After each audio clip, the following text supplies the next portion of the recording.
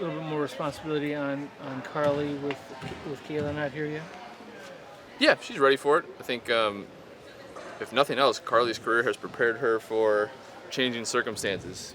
7 days, hardships, new teams every few weeks, and I think this is a luxury, kind of knowing you're in a spot where you're going to have a role and play. And I started her a bunch in DC last year, so that's what it is. And Alana, doubtful. You guys have been challenged by big teams the last couple of years. I mean, how big of a challenge is that going into tonight's game?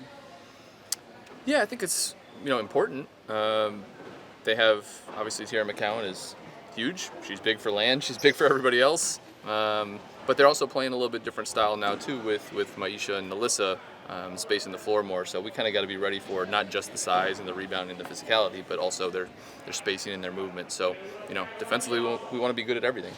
Having had to scout the Lynx as an opponent the last couple of years, what stands out to you differently about how you guys look coming out of camp? I don't know. I think you can feel just the connection that the group has coming right into it. The core group that's been here, obviously Cheryl and coaching staff, BB, everybody that's been here, you understand why they've had the success that they've had.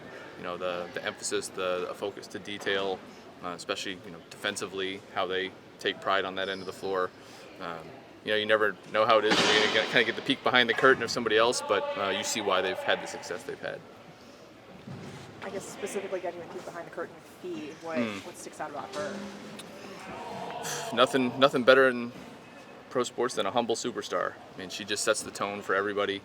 She likes to be coached. She's obviously incredibly talented and has worked, a ton on her craft. But, the way she is as a teammate, as a leader, saying the right thing at the right time, that stuff is priceless.